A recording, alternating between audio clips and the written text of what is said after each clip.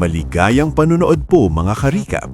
Ang ating tatalakayin ngayon ay tungkol sa isang action-adventure movie na may pamagat na Prince of Persia: The Sands of Time. Kaya sit back, relax at simulan na natin.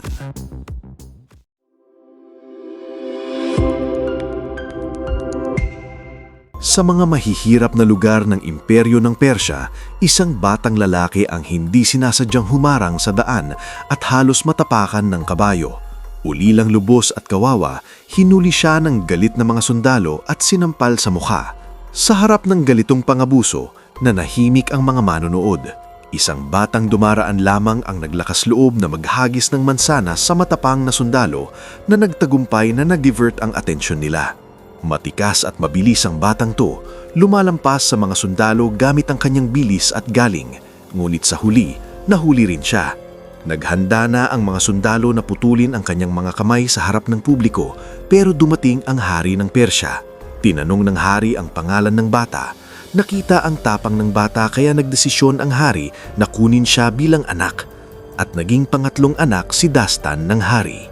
Hindi alam ng hari na ang kabutihang loob niya noon ay nagbigay sa kanya ng isang pambihirang anak.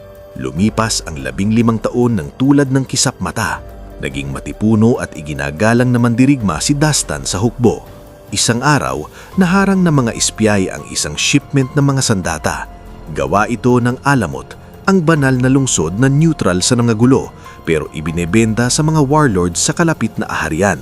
Isang bagay na ipinagbabawal ng Persya. Para malaman ang katotohanan, sumalak ang hukbong Persya sa gilid ng banal na lungsod. Sa pamumuno ng Crown Prince na si Tas, ang mapayapang imbestigasyon ay naging buong pag-atake.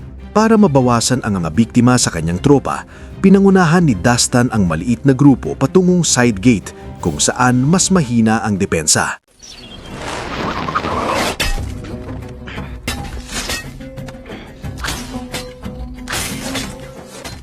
Sa tulong ng mga sundalo, umabot si Dastan sa city wall at ibinaba ang lubid para sa kanyang team. Tahimik nilang pinatay ang mga gwardya at binuksan ang gate. Sumugod ang hukbong Persya at nahulog ang banal na lungsod.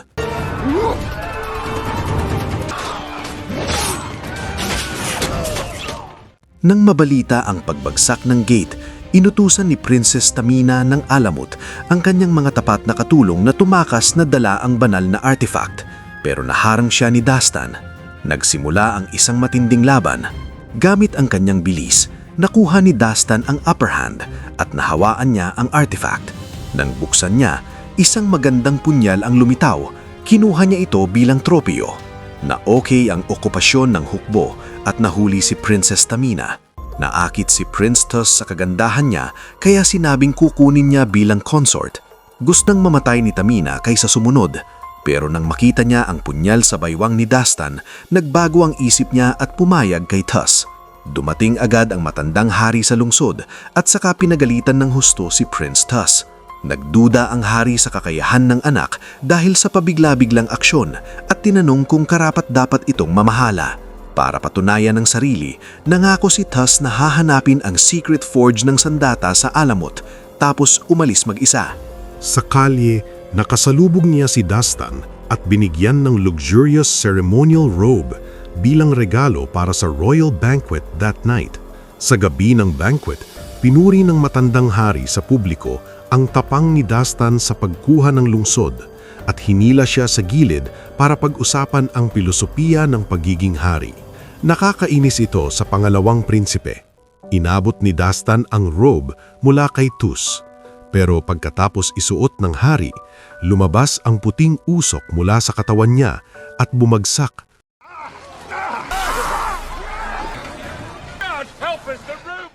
Sa proteksyon ng Royal Guards, tumakas sina Dastan at Princess Tamina sa banquet hall. Sa labas ng lungsod, naguluhan si Dastan. Bakit siya i-frame ng kanyang kapatid? Bakit biglang kooperatibo si Tamina? Sinubukan ni Tamina na kunin ang punyal, pero nahuli at nagalit. Pinindot ni Dastan ang gemstone sa punyal. Nagliliwanag ito ng kakaiba at nag-ghost ang katawan niya.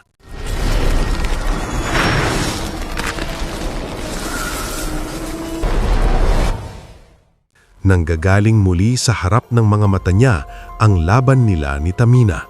Nakabalik siya sa sandaling naglaban sila, pero naguguluhan pa rin siya sa tunay na kapangyarihan ng punyal. Sinamantala ni Tamina ang pagkakataon para tusukin siya. Pinindot ulit niya ang gemstone. Naglumitaw ang ghostly vision at bumalik ulit ang panahon. Binigyan niya ng babala si Tamina. Subukan mo pang kunin niyang espada at isusumpa ko. Babaliin ko yung braso mo. Sa wakas, inihayag niya ang katotohanan. Ito ay ang Dagger of Time. Sa pagbubulalas ng buhangin sa loob, makakabalik ng 1 minuto ang may hawak. Naintindihan na ni Dastan kung bakit siya i-frame ng kanyang kapatid. Mula nang makuha niya ang punyal, gusto na rin ni Tus para sa sarili. Kaya niya lamang sinuway ang utos ng hari at nag-udyok ng digmaan laban sa alamut. Tunay niyang layunin, kunin ang Dagger of Time para maghari sa mundo. Samantala, umakyat na si Tus sa trono at nag-utos na habulin si Dastan. Kinuha ni Dastan ang kumpalan ng buhangin para punan ang punyal. Pero tinukso ni Tamina, hindi lahat ng buhangin ay pareho. Alam niya kung saan makakahanap ng tama, pero ayaw niyang sabihin. Ayaw nang mag-away ni Dastan, kaya nagdesisyon siyang pumunta sa libing ng hari at hanapin ang tiyuhin nilang si Nizam para ipaliwanag ang lahat. Tumanggi si Tamina na tumulong, pero matigas ang ulo niyang sumunod, umaasa na makuha ang punyal anumang oras. Habang naglalakbay sila sa teritoryo ng mga bandido, biglang bumagsak si Tamina. Tumakbo si Dastan para tignan. Hindi niya alam ang kanyang trick. Sinamantala niya at nakuha ni Tamina ang Dagger of Time. Pagmulat ni Dastan, nakapaligid na sa kanya ang mga desert bandits. Gusto lamang ng leader ang Tolfi. Nakakita ng pagpakataon, nag-propose si Dastan ng deal. Ibebenta ang tumatakbong Princess Tamina. Sa malawak na disyerto, mabilis na huli ng mga bandido si Tamina. Ginawang bihag habang naging VIP guest si Dastan. Mabilis silang dumating sa hideout ng bandit leader, kung saan may grand ostrich race. Bilang alipin na, pinilit si Tamina na mag-serve ng inumin at madalas na hinaharas. Natatawa si Dastan sa petty revenge niya. Pero habang natutuwa siya, nakilala siya ng isang bandido bilang wanted fugitive, ang tumakas na prinsipe. Nabunyag ang cover nila, kaya sinamantala ni Dastan ang tamang timing para tumakas. Binuksan ni Tamina ang weapons chest. Nagkagulo ang lahat sa pag-aagaw ng sandata. Perfect distraction para makatakas sila. Nagpatuloy sila sa hilaga at nasalubong ang malaking libing procession ng yumaw ng hari. Nahalo sila sa crowd at nag-set ng secret meeting kay Uncle Nizam. Siya lang ang makakapaglinis ng pangalan ni Dastan. Ipinaliwanag ni Dastan ang katotohanan. Si Prince Tus ang pumatay sa hari. Pero nang kulin niya ang Dagger of Time, napansin niyang pinapalitan ulit ni Tamina. Nahirapan siyang mag-explain, tapos napansin niya ang burn mark sa kamay ni Nizam, pareho sa katawan ng hari. Pero sa memory niya, hindi hinubod ni Nizam ang robe ng hari. Nang magduda na, biglang umatake ang rooftop archer. Hinulaan ni Dastan ang ambush at nakalapag, pero guarded na ang palace gates.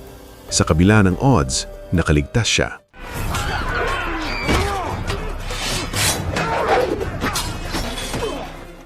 Samantala, lihim na tinawagan ni Nizam ang elite assassins para kunin ang Dagger of Time at patayin si Dastan.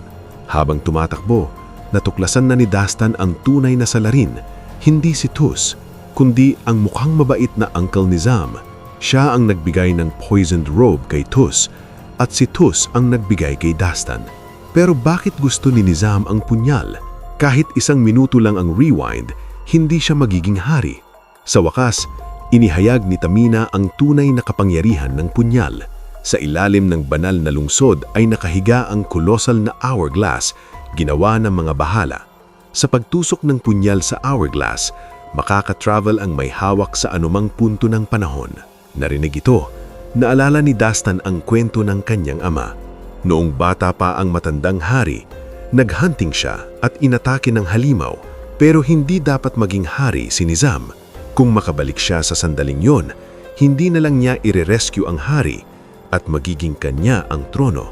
Para pigilan ang plano ni Nizam, balak ni Tamina dalhin ang Dagger of Time sa templo. Pero papasakay na sila, humaran ang isang lalaki. Dahil sa ginawa ni Dastan, nagkagulo sa bandit camp. Nawala lahat ng prized ostriches niya maliban sa isa. Malaking taya ang natalo. Ngayon, gustong-gusto niyang ipagpalit ang ulo ni Dastan sa bounty. Pero siniguro ni Tamina na madali ang ginto. Sundin lang sila at dadalhin niya ang sapat na ginto para punuin ang buong kariton. Bulag sa kayabangan, nagbago agad ang isip ng lalaki. Pero nang gabing-gabi na at natutulog na ang lahat, dumapit ng tahimik ang panganib. Sa gitna ng dilim, umiingay ang lupa ng hindi natural. Nagising ang bandit leader sa kakaiba. Nakita niya ang kakaibang nilalang na unti-unting lumalabas mula sa lupa. Habang nakabiti ng buhay niya, mabilis na sumugod si Dastan at tinamaan ng banta. Pero dumami ang mga venomous snakes mula sa ilalim. Pinatay ang marami. Sa kritikal na sandali, ibinigay kay Dastan ang Dagger of Time. Habang sumusugod ang mga ahas, parang tumigil ang panahon. Gamit ang kapangyarihan ng punyal, binalik ni Dastan ang panahon ng 1 minuto.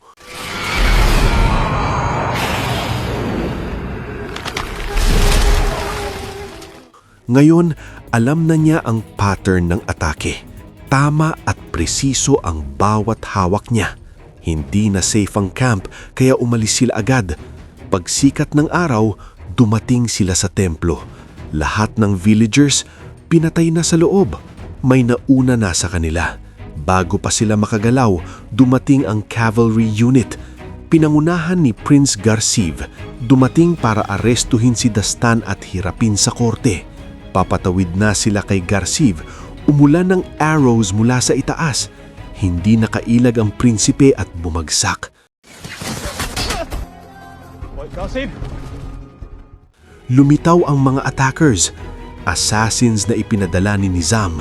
Sa huli, nakuha ng mga assassins ang Dagger of Time at mabilis na umalis.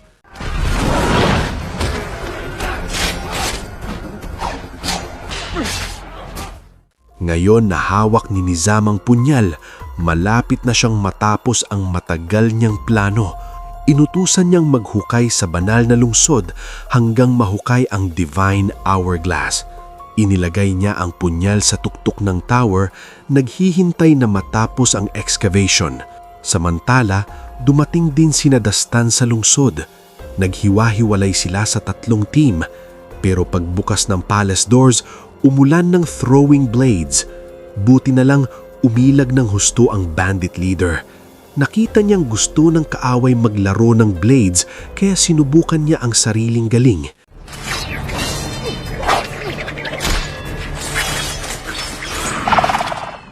Master din ng hidden weapons ang kalaban. Walang takas. Sa risky move, nagbuwis ng buhay para sa final blow. Namatay ang kaaway pero grabe ang sugat niya.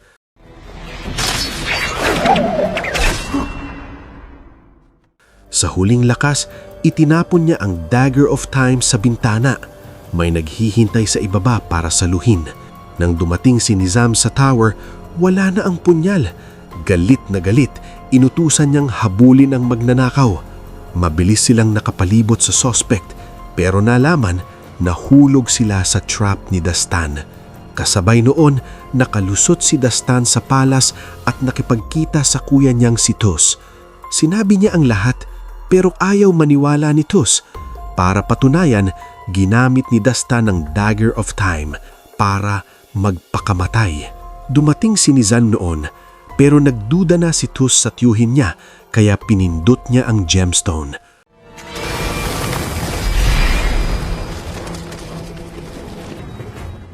Mabilis, nag-replay ang mga nangyari.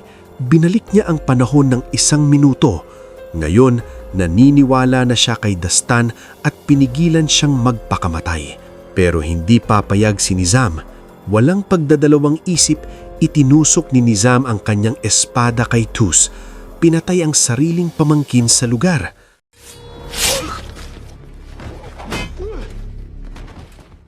Kinalkalan niya ang Dagger of Time at tumakas. Si Tamina Nagtatago malapit, sinamantala ang sandali. Habang sinusubukang iligtas ni Nizam si Dastan na distract ang black-clad assassin, perpektong pagkakataon para kay Dastan na patayin siya.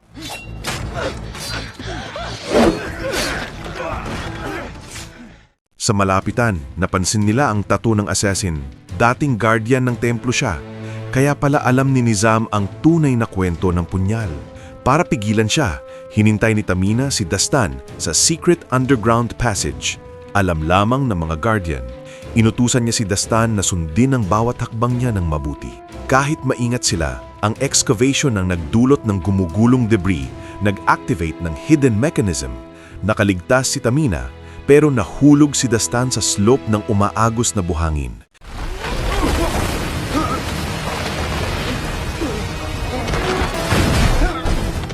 Sa huling sandali, nahawakan niya ang bato, nakaligtas halos sa kamatayan.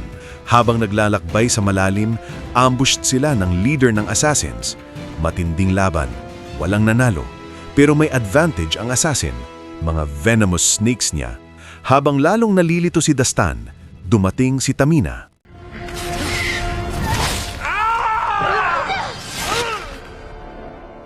Sama-sama, umabot sila sa glowing object, ang divine hourglass ng mga bathala.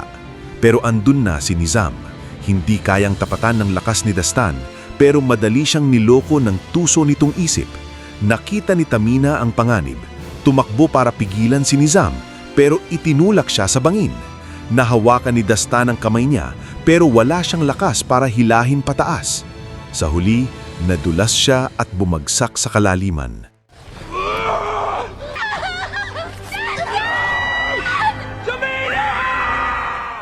Sinamantala ni Nizam, itinusok niya ang Dagger of Time sa hourglass para sa kanyang time travel. Pero bago matapos, sumugod si Dastan at pinindot muna ang gemstone. Sa kanya na ang time reversal.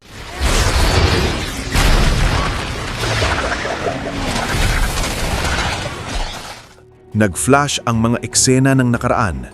Sa tamang sandali, hinila niya ang punyal, bumalik sa araw ng siege sa banal na lungsod. Ngayon, may second chance siya. Sa harap ng lahat, inihayag niya ang tunay na mukha ni Nizam, pero walang naniniwala. Hindi mahirap i-reveal ang mga kasinungalingan ni Nizam. Ang buong digmaan ay batay sa sabi na gumawa ng sandata ang alamot sa mga warlords. Hanapin lang ang informant at mahuhubaran ang panlinlang. Nakita ni Nizam na guguho ang plano.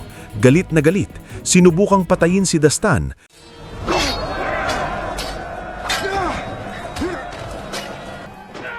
Pero pinigilan ni Prince Tus.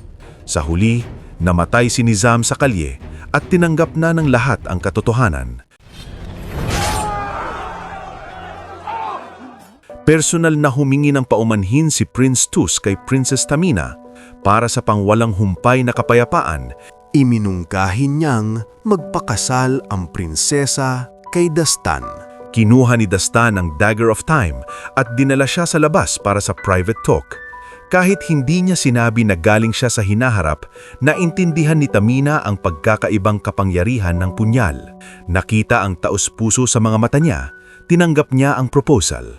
Nakasara na ang Dagger of Time, binago ang mga trahedya ng nakaraan, At namuhay sila ng mapayaka. at dito nagtatapos ang pelikula, mga ka-recap.